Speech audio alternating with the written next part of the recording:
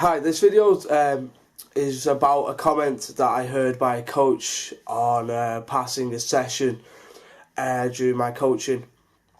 And the coach was talking to another coach about goalkeepers and the lack of the goalkeepers that he had at his age. I don't know the exact age of the group of kids, but the participants were at least no more than under nines. The comment the coach made was, "I don't know how they expect us to win anything when we don't have a consistent goalkeeper." And this really got me thinking about my own coaching philosophy and how I believe, whether I believe a child should be in a specific position, whether they should be a goalkeeper, whether it should be a specific position, or whether we should change them around and move and give them a chance to play at different positions. And at what age do we confine them? I think confine is the right word. Do we confine them to a specific position and say, this is your position, this is where you're going to play because you fit this certain build? I think there's a lot of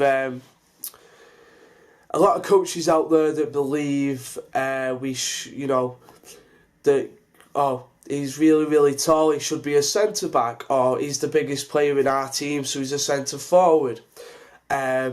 He's not very good at dribbling, we're going to put him in net, and those sort of things. And I think that sort of comment kind of describes that. I think it's quite an old school way of coaching. I think coaching is progressing to more of to use old government policy of every child matters. I believe in coaching styles we are becoming more aware that every child has a different rate and every child should be given the opportunity to play and try different positions due to maturity rates, age rates.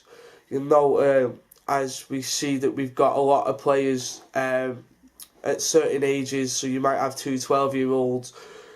One's really tall, his maturity rate is a lot higher where one's not. He's a lot closer to an 11-year-old, and the 12-year-old's a lot closer to a 13-year-old in a mature level, in body size, in their body development. But the positions we play, they should be given.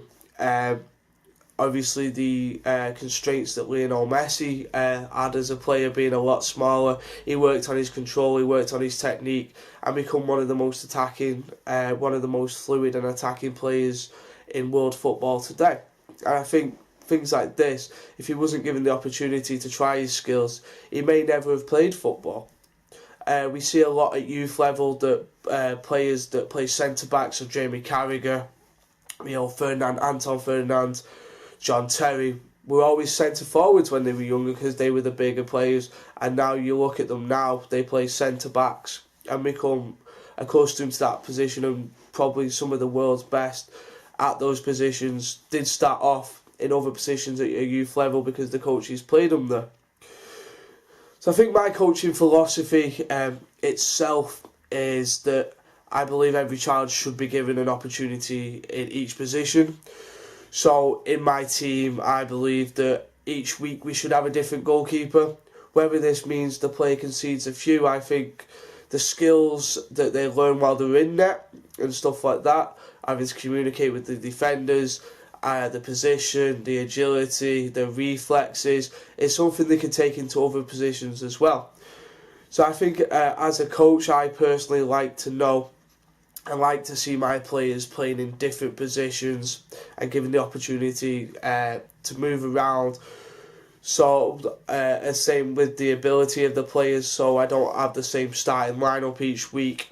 I'll rotate the team as much as possible so that everyone's getting a fair chance and everyone's getting a fair chance to play in the different positions, but also in game time as well.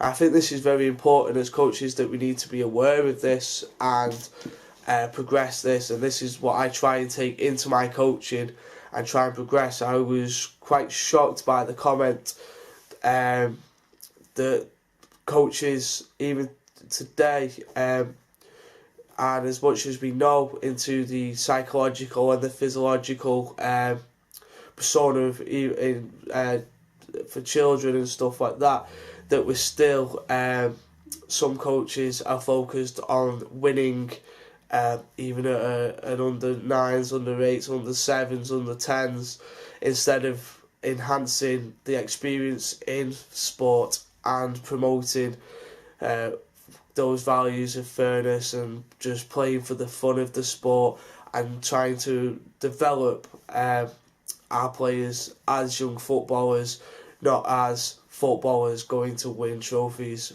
As children don't tend to, once the match is over, they go off and they tend to forget about the match anyway. They're on to the next thing, whereas adults, we're more extrinsically focused on those rewards, and sometimes coaches do forget about those players.